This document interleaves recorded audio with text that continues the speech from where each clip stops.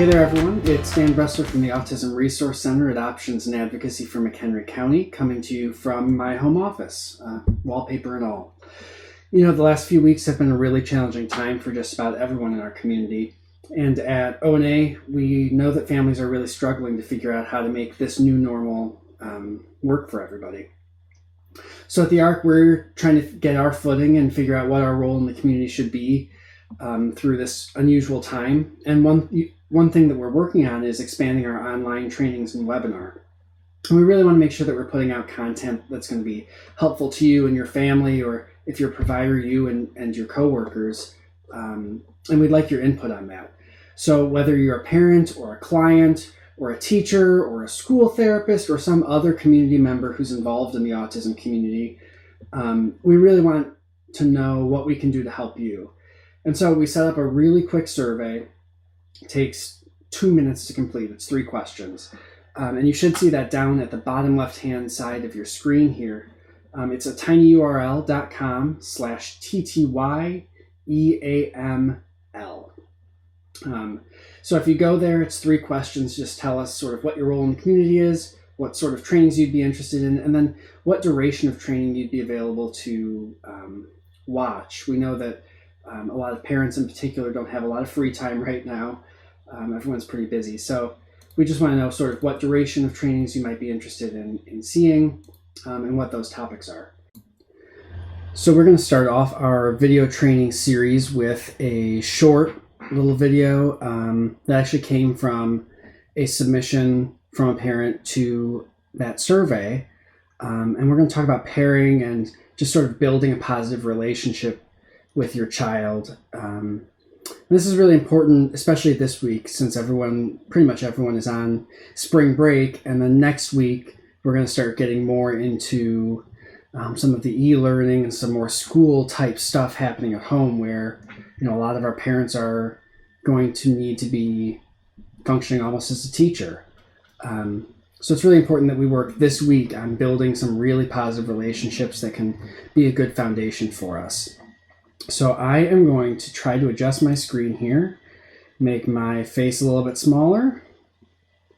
There we go. We'll get rid of that logo in the corner of the screen, and we should be off and running. So today we're going to talk about pairing and just how that's going to serve as a solid foundation for the learning and the working and the playing that parents and caregivers are really going to need to be doing with their children for the foreseeable future until we get back to school and work and sort of more normal life.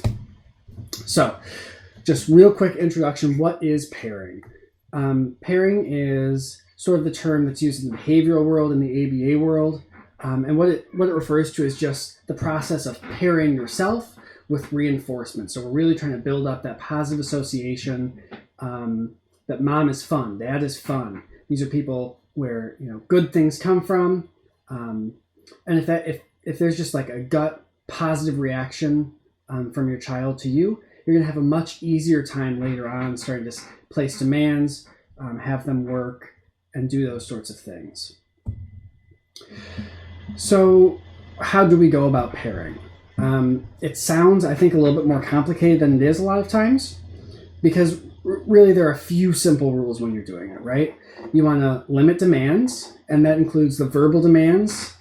Some may be really intuitive to think about. Demands like, stop that, don't do that, no, come over here. But some demands we might not see as demands. We might see them as sort of positive things that we're saying, invitations, things like, hey, come play with me, or watch this video with me. Even when we're telling our children to do things that we think that they'll enjoy, those are still demands, and we really want to avoid that when we're trying to work on this pairing. There are also some nonverbal, you could call them demands, I suppose, but nonverbal expectations that we may have that might actually be barriers to us developing this relationship. One kind of simple one for many of our friends with autism is eye contact. So if I'm trying to pair with a child with autism, I'm probably not going to be making eye contact with them, because oftentimes they know that the expectation is that when somebody is making eye contact with them, that they reciprocate that eye contact. And that can be like an unspoken demand. So oftentimes I'll put my eye gaze on whatever we're doing rather than adding that social pressure of looking directly at them. Sometimes a nonverbal demand can be as simple as like our proximity to the child. So getting up in their space, being very close to them. If they're not into that, that's a demand. So we really kind of want to play it cool. Don't get too close. Don't be too far away that they don't notice you. But we need to find that happy medium. So the second big thing to remember when you're trying to work on pairing is that we should be giving positive reinforcement, and it should be totally non-contingent. It's just free fun, right?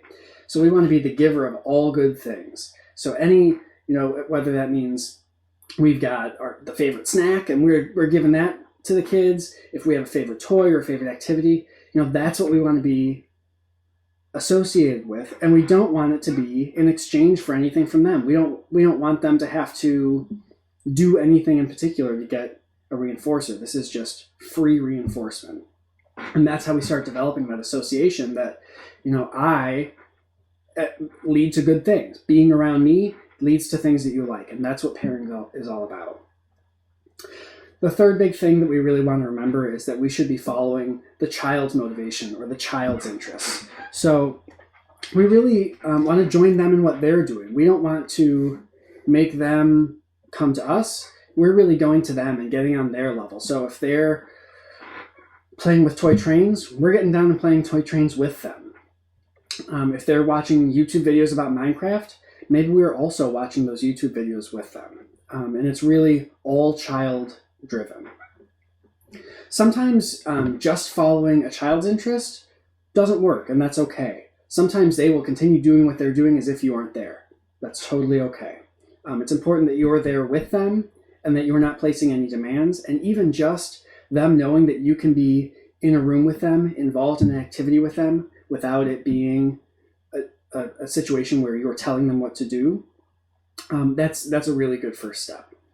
Something that we may also do rather than joining them in what they're doing is if we have something that we know that they like or that we suspect that they may like, I might put myself in close enough proximity that they are aware of me, that they see me, but not so close that it's intrusive to them.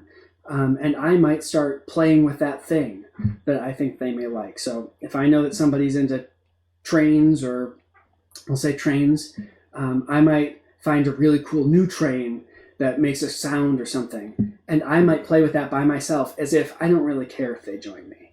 I'll usually, if I'm fishing, I'll just sort of ignore the child and do my own thing, and I have to look like I'm having a ton of fun, because the goal ultimately is that they are interested in what we're doing and they're motivated to independently come over and check that out.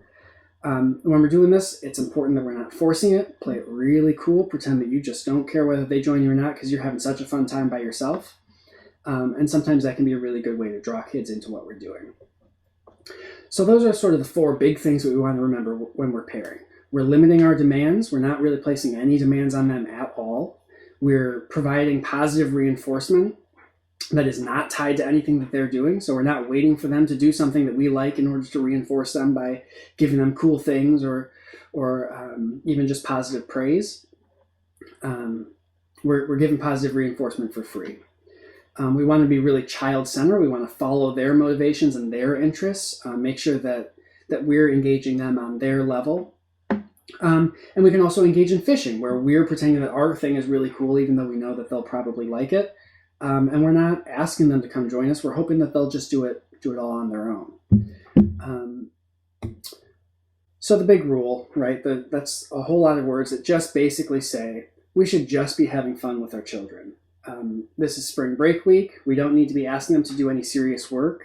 When we have these times when we can just pair and not place any demand, it's all about having fun with our kids and helping them understand that we can be fun. Because oftentimes in that parent-child relationship, and especially right now when we're trying to also be parents and teachers and therapists and all of these other roles that we're all kind of being forced to play all at once, a lot of times kids kind of forget that we can be fun with them. And so that's what pairing is all about, just building that fun relationship. So if you're interested in learning more on pairing, I've got a couple of videos here you can watch. The first one here at the top, the pairing training video, just sort of goes a little bit more into detail about what pairing looks like. That's from a clinic, so it's not directly geared towards parents, but there's a lot of good information in there. The second one is addressing specifically how we use pairing to help decrease problem behaviors, or just sort of those behaviors that cause some conflict in our homes. That's from a clinical psychologist, I believe, and she's got some really helpful tips there as well. So those links are on your screen. They're both tiny URLs, so you can just type them into your web browser and it should take you to those YouTube videos. And I hope that they're helpful for you. So again, if this was helpful for you, and I hope that it was, I really hope that you'll go over to that survey and take some time to give us more thoughts on what else you'd like to see. That's at the bottom left-hand corner of your screen. And again, it's tinyurl.com/TTYEAML. Hope to hear from you soon.